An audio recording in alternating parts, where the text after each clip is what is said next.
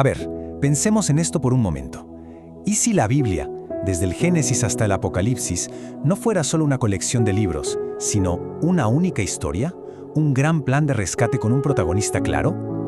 Bueno, pues hoy vamos a desvelar el mapa que conecta todas las piezas. Vamos a hablar de la teología del pacto. Claro, la pregunta es inevitable. ¿Cómo es posible que todo encaje? El Génesis, los Salmos, los profetas, los Evangelios.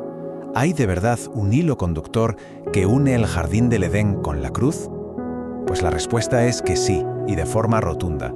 Y ese hilo no es otro que una serie de acuerdos, de pactos, que funcionan como una auténtica hoja de ruta que lo cambia todo.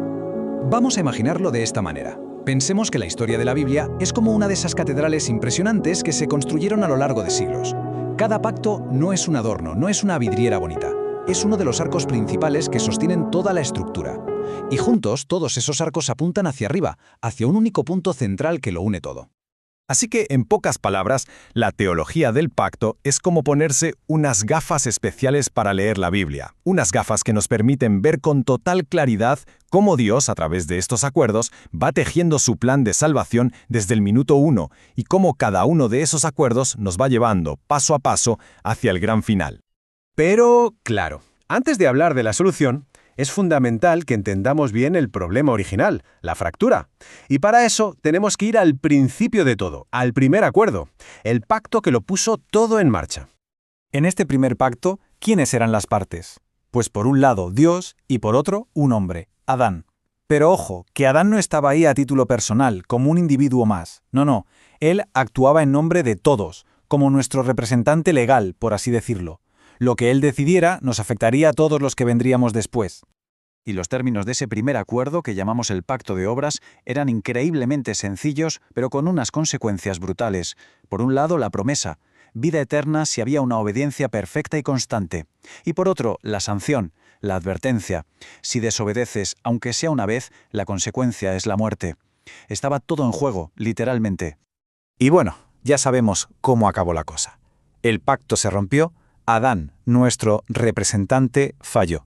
Y su caída no fue solo un problema para él, su decisión nos arrastró a todos. Su desobediencia se convirtió en nuestra herencia. Y este es el gran problema, la herida que todo el resto de la Biblia intentará sanar. Entonces, ¿qué pasa? ¿Con el primer pacto hecho trizas? ¿Se acabó la historia? ¿Fin del juego? Pues no, ni mucho menos. Es justo aquí donde se empieza a desvelar el verdadero plan maestro.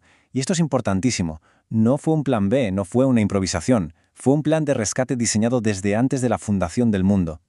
Para entenderlo, tenemos que hacer un viaje todavía más atrás en el tiempo. Antes de la creación, antes de Adán, en la eternidad, allí, en la perfecta unidad de la Trinidad, se estableció un acuerdo, un plan eterno para la salvación. Es lo que se conoce como el pacto de redención. Y esta es la base, el cimiento sobre el que se va a construir todo lo demás. Y lo fascinante de este plan es la coordinación perfecta entre las tres personas de la Trinidad.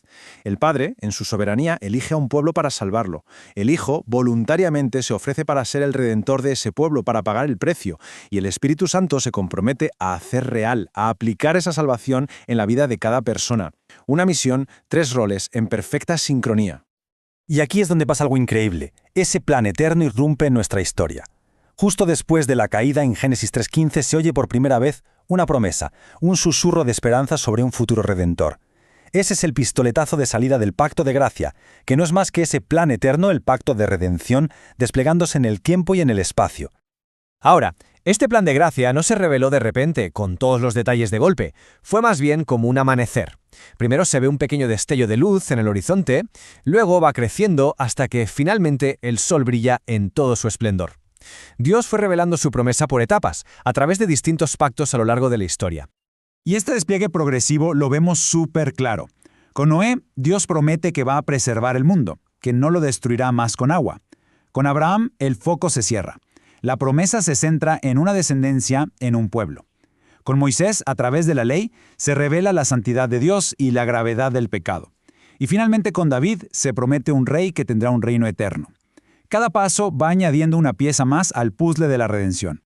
Y todo esto, cada promesa, cada símbolo, cada pacto, nos lleva inexorablemente al momento cumbre de toda la historia. el punto en el que todas las promesas del pasado encuentran su sí y su amén definitivos. Hablamos, claro, del nuevo pacto en Cristo. ¿Por qué un 2? Pues porque era fundamental. La historia necesitaba un nuevo representante para la humanidad, un segundo Adán, alguien que pudiera triunfar donde el primero fracasó.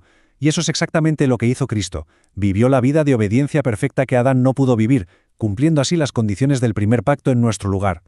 Y es que la diferencia entre este nuevo pacto y todo lo anterior es, sencillamente, abismal. El pacto con Moisés nos dio una ley escrita en tablas de piedra, algo externo. El nuevo pacto escribe esa ley en el corazón. El antiguo sistema exigía sacrificios de animales una y otra vez, que solo servían para señalar el problema. Cristo es el único sacrificio, perfecto y definitivo, que soluciona el problema para siempre. Es el paso de la sombra a la realidad. Muy bien. Y después de todo este recorrido, ¿con qué nos quedamos? ¿Por qué es tan importante ver la Biblia de esta manera, a través de los pactos? Pues hay al menos 3 consecuencias que lo cambian todo. Lo primero, nos da una Biblia unificada. Ya no son historias sueltas, es un solo relato coherente. Segundo, nos deja clarísimo que la salvación nunca ha sido por obras. Siempre, desde Adán hasta hoy, ha sido un regalo de gracia que se recibe por la fe. Y tercero, y esto es lo más potente, nos demuestra que Cristo no es solo una figura del Nuevo Testamento. Él es el centro, el héroe y el objetivo de toda la Escritura, desde la primera página hasta la última. Y todo esto nos deja con una última reflexión. Si la Biblia es de verdad una única y gran historia de redención que tiene su clímax en una persona, ¿cómo cambia eso la manera en que leemos cada salmo, cada profecía, cada relato histórico? Y sobre todo, ¿qué significa darnos cuenta de que no estamos leyendo una historia ajena, sino que somos parte de esa misma historia de redención?